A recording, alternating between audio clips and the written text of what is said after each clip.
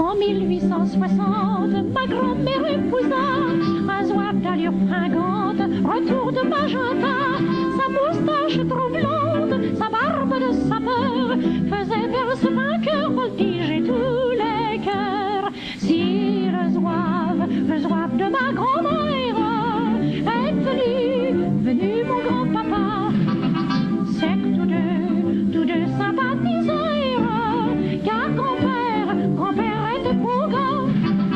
Quand grand-maman le vit, son petit cœur frémit, mais ce qui la charma, ce qui fit qu'elle l'aima, ce ne fut pas sa culotte bouffante, ce ne fut pas ses brisques sur le bras, ce ne fut pas sa barbe frisotante, mais ce fut le pompon de sa chichia.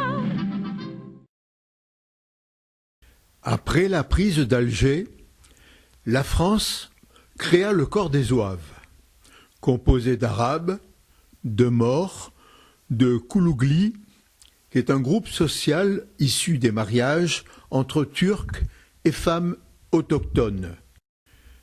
En 1841, l'accroissement des volontaires français dans le corps des Zouaves empêcha le recrutement des indigènes qui préféraient se retrouver entre eux. C'est ainsi que fut créé un régiment de tirailleurs, appelé aussi Turcos, nom donné par les Russes lors de la guerre de Crimée, croyant avoir affaire à des Turcs. Le mot zouave est une forme francisée de zouaoua, qui désignait un ensemble de tribus de Kabylie centrale qui approvisionnaient en mercenaires les pouvoirs locaux, c'est-à-dire les Turcs ottomans. Combien de fois ai-je entendu dans ma jeunesse « Arrête de faire le zouave, arrête de faire l'imbécile ». C'est, paraît-il, cet air fier et discipliné qui les faisait paraître ridicules, leur donnant une apparence idiote. Les zouaves ont été de tout temps une source inépuisable d'inspiration pour les artistes en tout genre. Sous le soleil brûlant de l'Algérie, notre étendard d'un accalmie vainqueur, au cri d'appel de sa mère patrie, du nord il va affronter la rigueur, vient déployer au fond de la Crimée, et puis sacré au nom de drapeau, déjà noirci de poudre et de fumée, au premier rang ils flotteront bientôt. Hurrah, hurrah, mon brave régiment, le tambour résonne, notre clairon sonne. Hurrah, hurrah, j'avais en avant, hurrah, en avant, en avant, en avant. Hurrah, hurrah, mon brave régiment, le tambour résonne, notre clairon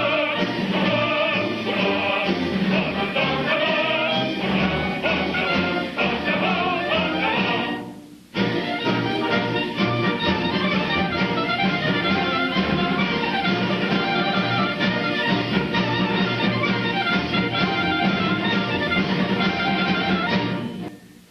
hurrah, en les chacals sont par ici, les chacals, des vaillants guerriers, qui ne laissent pas les cons du pied. 50 sous la perle souillée, approchez, venez près du quartier, là vous trouverez de quoi vous chauffer.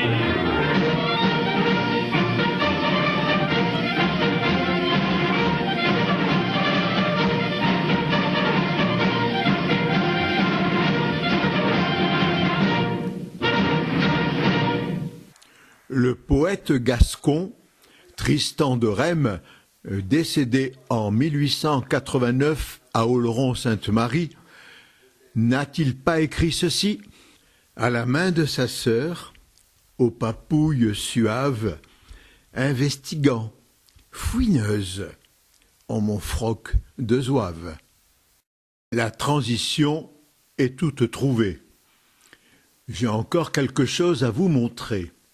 Ce cahier recouvert d'un authentique tissu taillé dans la culotte garance d'un zouave. On y découvre de charmants poèmes dédiés à celles qui ont toujours fait rêver ces pauvres bidasses dans les chambrées.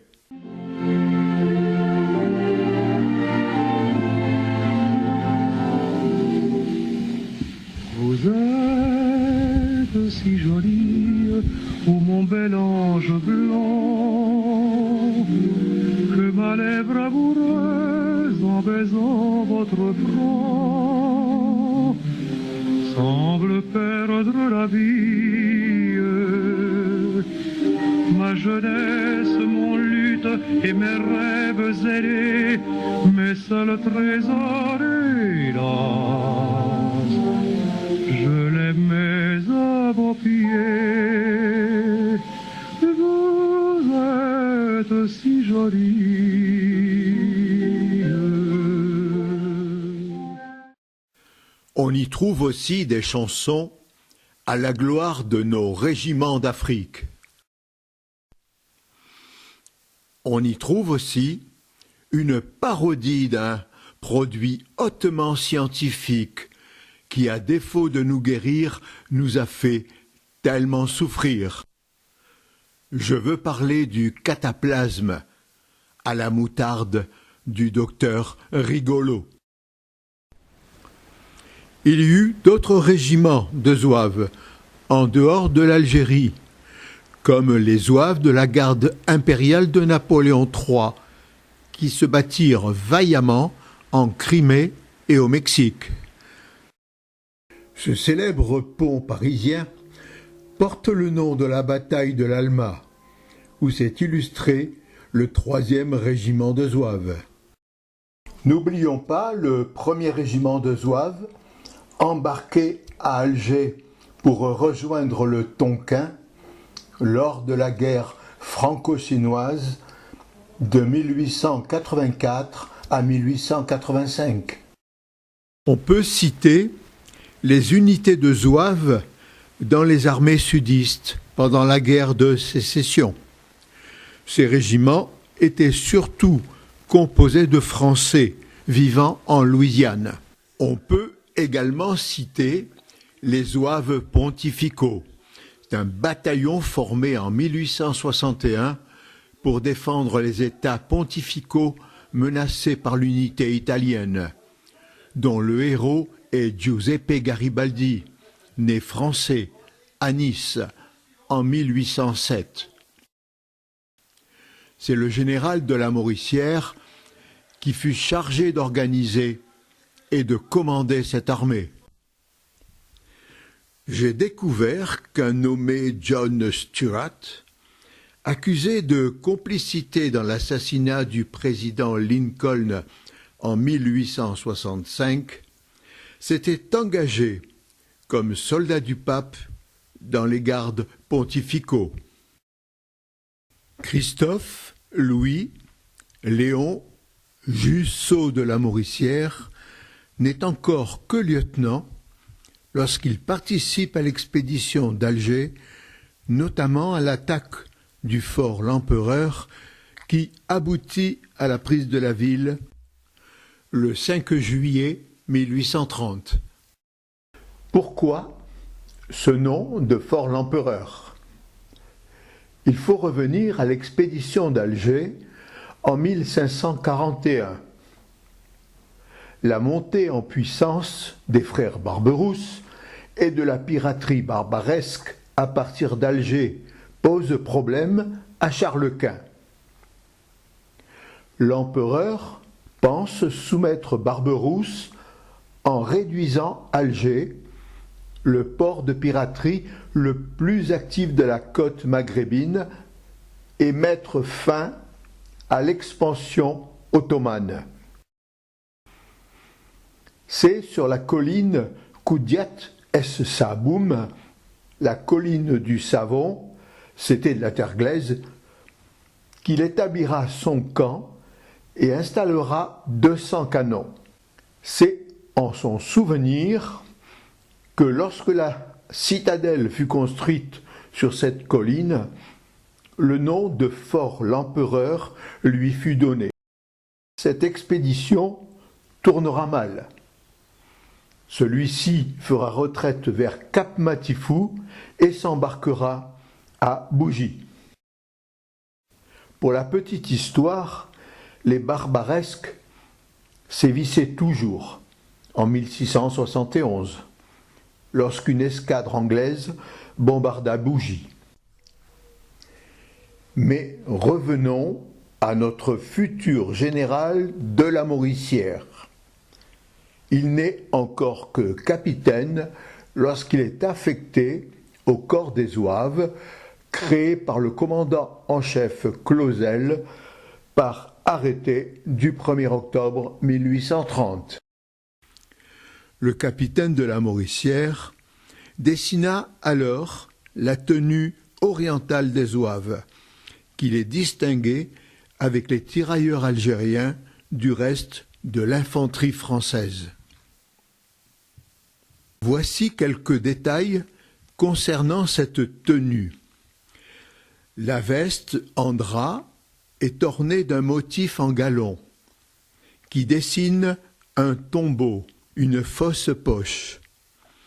Le premier zouave, cantonné à Blida, a un tombeau rouge.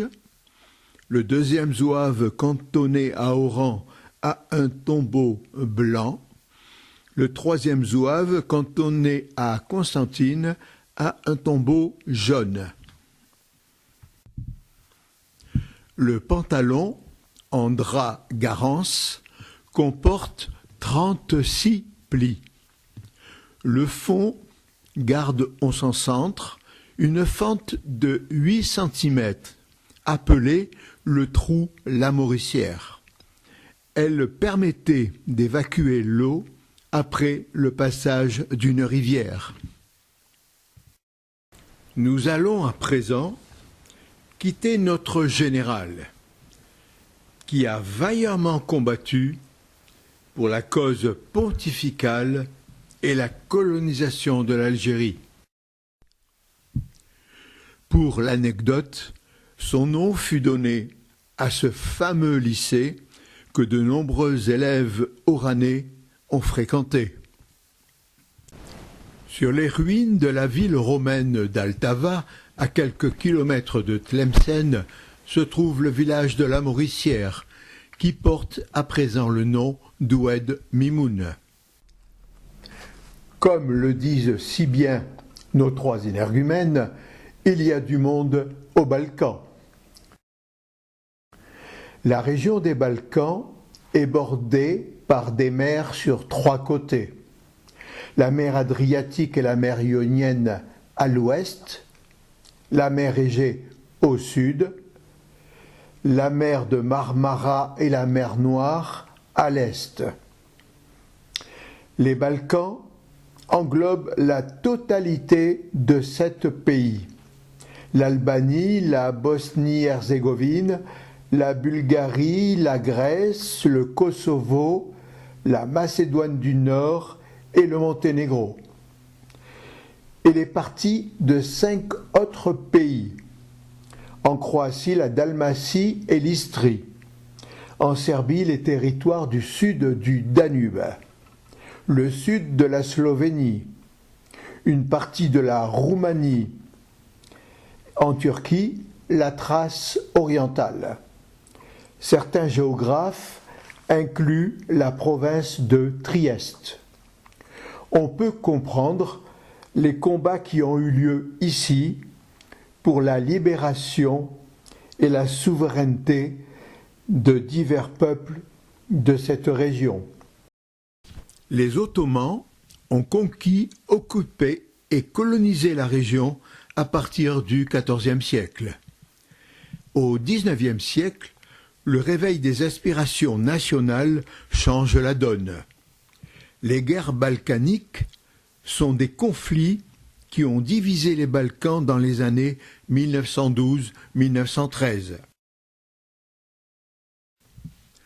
En octobre 1912, la Bulgarie, la Serbie, la Grèce, le Monténégro, déclare la guerre à l'Empire ottoman et remporte la victoire. L'alliance des vainqueurs cesse avec la fin de cette première guerre balkanique.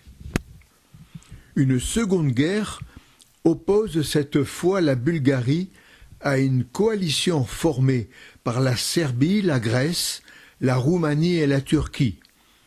La Bulgarie vaincue dépose les armes. Mais ces alliances inquiètent la France et l'Empire britannique, qui craignent l'influence de la Russie grandissante dans la région. L'Allemagne soutenant la Turquie. La zone balkanique reste une poudrière, où les revendications et les frustrations nationales n'ont pas été réglées. Après l'assassinat de l'archiduc François Ferdinand et de son épouse à Sarajevo le 28 juin 1914 par Gravillo Principe, l'engrenage se met en marche. Les événements s'accélèrent fin juillet et début août 1914 pour aboutir à une guerre généralisée mettant aux prises les principales nations européennes. Les pièces du puzzle se mettent en place, notamment avec l'arrivée de 2 croiseurs allemands en Méditerranée. Alors que l'Allemagne vient de déclarer la guerre à la France le 3 août 1914 à 18h, 2 croiseurs, le Breslau et le Goeben, se rapprochent des côtes d'Algérie. Leur mission, attaquer l'ennemi sur les côtes pour empêcher le transport des troupes nord-africaines vers la France et montrer ainsi aux indigènes que la France est vulnérable. Un premier coup de canon est tiré sur Bonn par le Breslau. 1 heure plus tard, le croiseur Goeben bombarde Philippeville.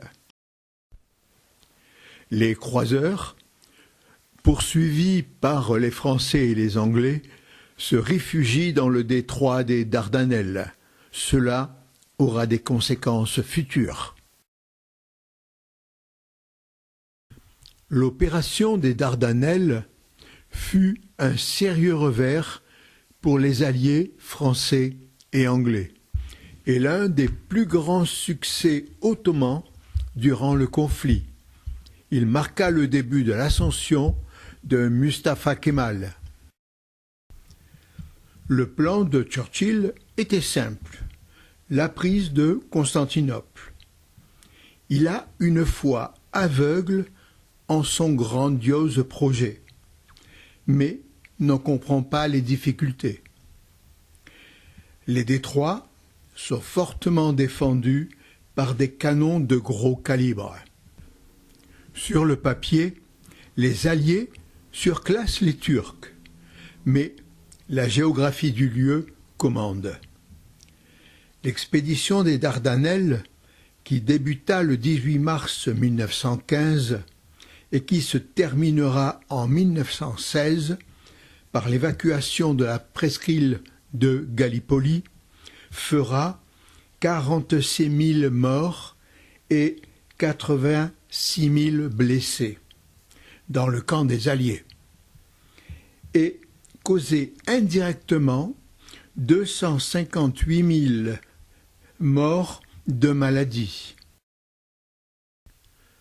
Le lieutenant-colonel Mézig témoigne « Nulle part je n'ai vu les cadres et les hommes souffrir de la guerre comme sur cette presqu'île de Gallipoli. Souffrance de toutes sortes, dévorés par la vermine, buvant une eau infecte, à vivre au milieu des cadavres.